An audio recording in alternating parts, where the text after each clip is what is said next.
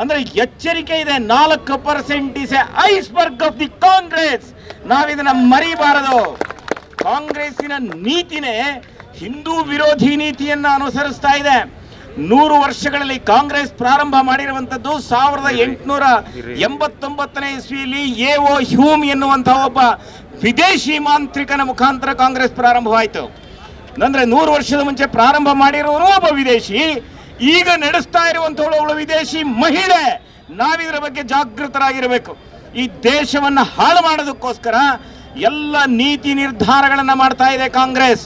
ಕೇವಲ 4% ಆರ್ಥಿಕವಾಗಿ ನಮಗೇನೋ ಒಂದು ನಷ್ಟವಾಗುತ್ತೆ ಅಂತಲ್ಲ, ಇದೊಂದು ನಿಮಗೆ ಸ್ಯಾಂಪಲ್ ಬಿಟ್ಟಿದ್ದಾರೆ. ಇಂಥ ಸ್ಯಾಂಪಲ್ಗಳು 100 ಬಿಟ್ಟಿದ್ದಾರೆ ಅವರು. 20,000 ಕೋಟಿ ರೂಪಾಯಿ ಕರ್ನಾಟಕದ ಒಟ್ಟು ಬಜೆಟ್ನಲ್ಲಿ ಈ ರೀತಿಯ ಕಾಂಟ್ರಾಕ್ಟಿಗೋಸ್ಕರ ಇದೆ. 4% ಅಂದ್ರೆ ಸುಮಾರು 800 ಕೋಟಿ ರೂಪಾಯಿ ಅಷ್ಟು ದುಡ್ಡು ಮುಸಲ್ಮಾನರಿಗೆ ಹೋಗುತ್ತೆ. ಕೇವಲ ಇದು ಒಂದು ನಿಮಗೆ ಸ್ಯಾಂಪಲ್ ಬಿಟ್ಟಿದ್ದಾರೆ. ಹಿಂದೂ ಸಮಾಜ ಹೇಗೆ ಸ್ಪಂದಿಸುತ್ತೆ, ಈ ರಾಜ್ಯದ ಪ್ರಜೆಗಳು ಹೇಗೆ ಇದಕ್ಕೆ ರಿಯಾಕ್ಷನ್ ಮಾಡ್ತಾರೆ ಅನ್ನುವ ಕಾರಣಕ್ಕೋಸ್ಕರ ಬಿಟ್ಟಿರುವ ಒಂದು ಗೋಲ್ಮಾಲ್ ವ್ಯವಸ್ಥೆ ಇದು. ಇದು ಎಂದೂ ಪಾಸ್ ಆಗೋದಕ್ಕೆ ಸಾಧ್ಯ ಇಲ್ಲ. 4% ಅವರಿಗೆ ಬರೋದೇ ಇಲ್ಲ. ಯಾಕೆ ಅಂದರೆ ಇವರು ತಗೊಂಡಂಥ ನಿರ್ಣಯ ರಾಜ್ಯಪಾಲರು ಸಹಿ ಮಾಡಿದರೆ ಮಾತ್ರ ಅದು ಕಾನೂನಾಗುತ್ತೆ. ರಾಜ್ಯಪಾಲರು ಇದಕ್ಕೆ ಸಹಿ ದಿಲ್ಕುಲ್ ಮಾಡೋದಿಲ್ಲ ಅಂತ ನಮಗೆ ವಿಶ್ವಾಸ ಇದೆ. ಅವರು ಸಹಿ ಮಾಡೋದಿಲ್ಲ. ಕಾಂಗ್ರೆಸ್ಸಿಗೂ ಇದೇ ಬೇಕಾಗಿದೆ, ಸಹಿ ಮಾಡೋದಿಲ್ಲ ಅವರು. ಮತ್ತು ಇದು ಹಾಗೆ ಉಳ್ಕೊಳ್ಳುತ್ತೆ. ಹಾಗೆ ಉಳ್ಕೊಂಡಾಗ ನೆಕ್ಸ್ಟ್ ಎಲೆಕ್ಷನ್ವರೆಗೆ ಇದನ್ನು ಹಾಗೆ ಜೀವಂತವಾಗಿ ಇಟ್ಕೊಳ್ತಾರೆ. ಅಂದರೆ ಮುಸಲ್ಮಾನ್ ವೋಟನ್ನು ಕ್ಯಾಪ್ಚರ್ ಮಾಡೋದಕ್ಕೋಸ್ಕರ 4% ಡಿಕ್ಲೇರ್ ಮಾಡಿದ್ದಾರೆ. ಸಂವಿಧಾನದ 15ನೇ ವಿಧಿ ಹೇಳುತ್ತೆ, ಜಾತಿಯ ಆಧಾರದ ಮೇಲೆ, ಲಿಂಗದ ಆಧಾರದ ಮೇಲೆ, ಧರ್ಮದ ಆಧಾರದ ಮೇಲೆ ಯಾವುದೇ ರೀತಿಯ ಕಾನೂನುಗಳನ್ನು ಮಾಡೋಕ್ಕೆ ಸಾಧ್ಯ ಇಲ್ಲ. ಸಂವಿಧಾನ ವಿರೋಧಿ ಇದು. ಇದಕ್ಕೆ ಈಗಾಗಲೇ ಹೈಕೋರ್ಟ್, ಆಂಧ್ರದ ಹೈಕೋರ್ಟ್ ಸ್ಪಷ್ಟವಾಗಿ ನಿರ್ದೇಶನವನ್ನು ಕೊಟ್ಟಿದೆ. ಸುಪ್ರೀಂ ಕೋರ್ಟ್ ಸಹಿತ ಈ ರೀತಿಯ ಮೀಸಲಾತಿಯನ್ನು ಅದು ಒಪ್ಕೊಂಡಿಲ್ಲ. ಅದಕ್ಕೋಸ್ಕರ ಇವತ್ತು ನಾನು ಹೇಳ್ತಾ ಇದ್ದೀನಿ, ಈ ಮೀಸಲಾತಿ ಇದು ಜಾರಿಗೆ ಬರೋದಿಲ್ಲ. ಯಾಕೆ? ಇದು ಗೊತ್ತಿದೆ ಕಾಂಗ್ರೆಸ್ನವರಿಗೆ. ಇದನ್ನು ಕೇವಲ ನಿಮಗೆ ಒಂದು ಈ ಕುದುರೆ ಮುಂದೆ ಹುಲ್ಲು ಬಿಟ್ಟು ಓಡಿಸ್ತಾ ಇರ್ತಾರಲ್ಲ, ಆ ರೀತಿ ಬಿಟ್ಟಿದ್ದಾರೆ. ಈಗ ಈ ಹಿಂದೂ ಸಮಾಜ ಏನು ಮಾಡುತ್ತೆ, ಹಿಂದೂಗಳು ಹೇಗೆ ನಡ್ಕೊಳ್ತಾರೆ ನೋಡೋಣ. ಇದರ ಆಧಾರದ ಮೇಲೆ ಬೇರೆ ಬೇರೆ ನಿರ್ಣಯಗಳನ್ನು ಅವರು ತಗೊಳ್ತಾರೆ. ಬಂಧುಗಳೇ, ನಾವಿವತ್ತು ಸಕ್ರಿಯವಾಗಿ ಇದನ್ನು ಖಡಾಖಂಡಿತವಾಗಿ ವಿರೋಧಿಸಬೇಕು ಮತ್ತು ಇವರ ಮಾನಸಿಕತೆಯನ್ನು ನಾವು ಅರ್ಥ ಮಾಡ್ಕೊಳ್ಬೇಕು. ನಾವಿವತ್ತು ಮಾಡ್ಕೊಳ್ಬೇಕಾಗಿರೋದು ಕಾಂಗ್ರೆಸ್ಸಿನ ಮಾನಸಿಕತೆಯನ್ನು ಅರ್ಥ ಮಾಡ್ಕೊಳ್ಬೇಕು. ಕಾಂಗ್ರೆಸ್ನವರು ಒಂದು ಸ್ಯಾಂಪಲ್ ಬಿಟ್ಟಿದ್ದಾರೆ. ಈ ಸ್ಯಾಂಪಲನ್ನು ಹಿಂದೂ ಸಮಾಜ ಹೇಗೆ ಎದುರಿಸುತ್ತೆ ಅಂತ ಹೇಳಿ. ನಮ್ಮ ಸುದೈವ ಇವತ್ತಿಂಥ ಮಠಾದಿ ಸನ್ಯಾಸಿಗಳು, ಕಾವಿ ವಸ್ತ್ರಧಾರಿಗಳು ನಮ್ಮ ಮುಂದೆ ಬಂದಿದ್ದಾರೆ. ಇಡೀ ದೇಶದಲ್ಲಿ ಏನಾದರೂ ಧರ್ಮಕ್ಕೆ, ಹಿಂದೂ ಸಮಾಜಕ್ಕೆ ತೊಂದರೆಯಾದಾಗ ಈ ಸಮಾಜವನ್ನು ಜಾಗೃತ ಮಾಡೋದಕ್ಕೋಸ್ಕರ ಕಾವಿ ವಸ್ತ್ರಧಾರಿಗಳು ಎದ್ದು ನಿಂತಿದ್ದು ನಮ್ಮ ಉದಾಹರಣೆ ಇದೆ. ಒಬ್ಬ ವಿದ್ಯಾರಣ್ಯರು ಎದ್ದು ನಿಂತುಕೊಂಡ್ರು. ಉತ್ತರದ ದಕ್ಷಿಣದ ತುದಿವರೆಗೆ ಇಸ್ಲಾಮೀಕರಣ ಆಗ್ತಾ ಇರಬೇಕಾದ್ರೆ ಸಾಮಾನ್ಯ ಹಕ್ಕಬುಕ್ಕರನ್ನು ಎದ್ದು ನಿಲ್ಲಿಸಿ ವಿಜಯನಗರದ ಸಾಮ್ರಾಜ್ಯವನ್ನು ನಿರ್ಮಾಣ ಮಾಡೋದಕ್ಕೆ ಸಾಧ್ಯವಾಗಿರುವಂಥದ್ದು ವಿದ್ಯಾರಣ್ಯರಿಂದ ಅನ್ನೋದನ್ನು ನಾವು ಮರಿಬಾರದು. ಒಬ್ಬ ಎದ್ದು ನಿಂತುಕೊಂಡ್ರು ಸನ್ಯಾಸಿ.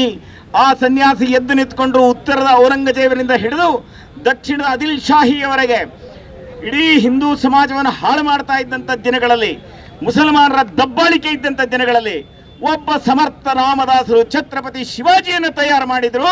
ಅದರ ಪರಿಣಾಮವಾಗಿ ಹಿಂದೂ ಸಮಾಜ ಇವತ್ತು ಗಟ್ಟಿಯಾಗಿ ಎದ್ದು ನಿಂತುಕೊಂಡಿದೆ.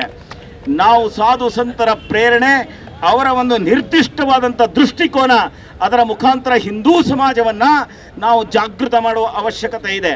ಇದು ಕೇವಲ ರಾಜಕೀಯ ಸಭೆ ಅಲ್ಲ, ಇದೊಂದು ಧಾರ್ಮಿಕ ಉದ್ದೇಶಕ್ಕೋಸ್ಕರ ಹಿಂದೂ ಸಮಾಜವನ್ನು ನಾಶ ಮಾಡ್ತಾ ಇರುವಂಥ ಇದು ಕಾನೂನನ್ನು ಇದನ್ನು ರದ್ದು ಮಾಡಬೇಕು ಅನ್ನುವ ಹೋರಾಟಕ್ಕೋಸ್ಕರ ಹೇಳಿರುವಂಥ ಉದ್ದೇಶ ಇದು. ಕಾಂಗ್ರೆಸ್ಸಿನ ಈ ಮಾನಸಿಕತೆಯನ್ನು ನಾವು ಜನಗಳವರೆಗೆ, ಮನೆಗಳವರೆಗೆ ಇದನ್ನು ತಲುಪಿಸುವ ಅವಶ್ಯಕತೆ ಇದೆ. ನಾವು ಅಂದ್ಕೊಂಡಿರ್ಬೋದು ಒಂದು ಎಲ್ಲೊಂದು 200-250 ಜನ ನಾವು ಸೇರಿದ್ದೀವಿ ಅಂಥೇಳಿ.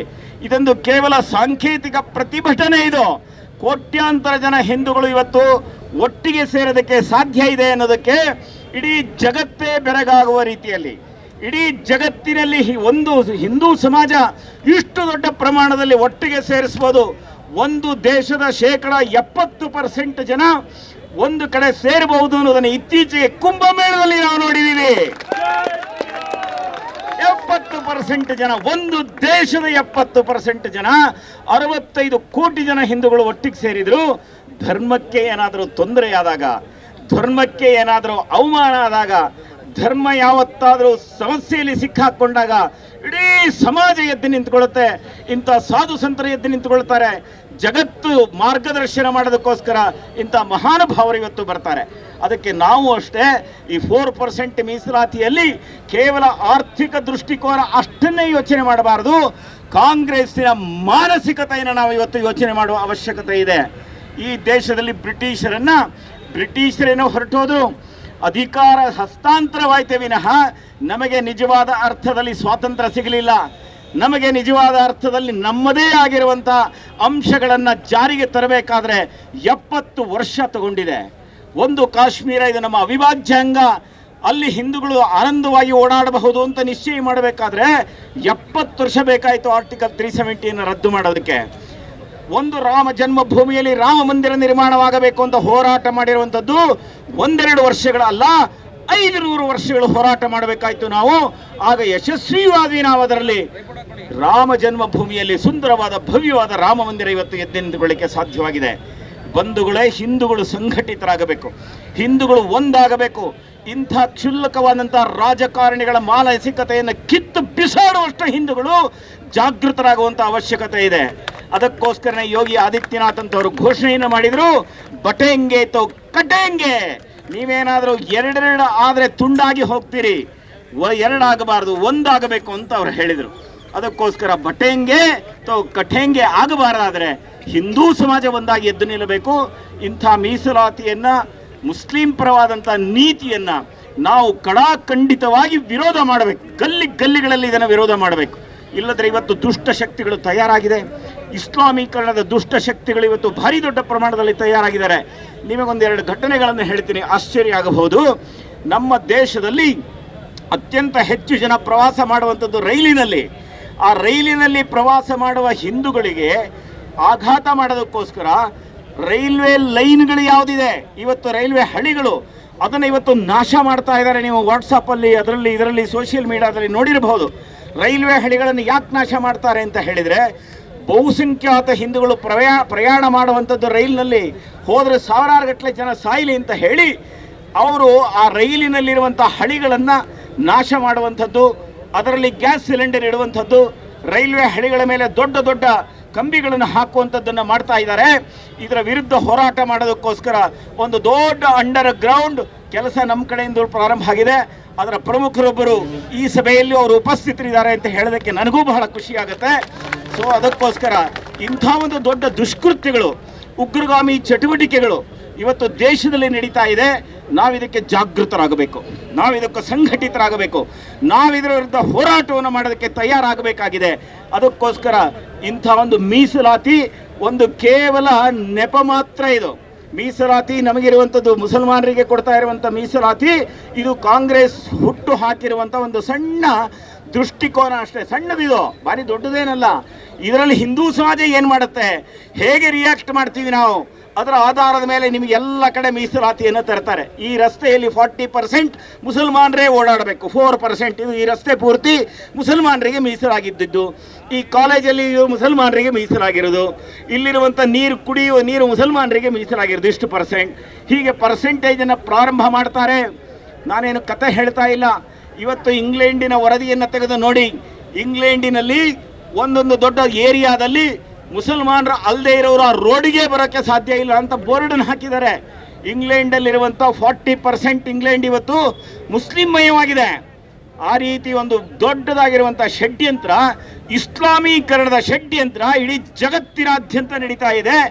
ನಾವಿದರ ವಿರುದ್ಧ ಧ್ವನಿ ಎತ್ತಬೇಕು, ನಾವಿದರ ವಿರುದ್ಧ ಹೋರಾಟವನ್ನು ಮಾಡಬೇಕು, ನಾವಿದರ ವಿರುದ್ಧ ಸಂಘರ್ಷವನ್ನು ಮಾಡೋದಕ್ಕೆ ಸನ್ನದ್ಧರಾಗಬೇಕು.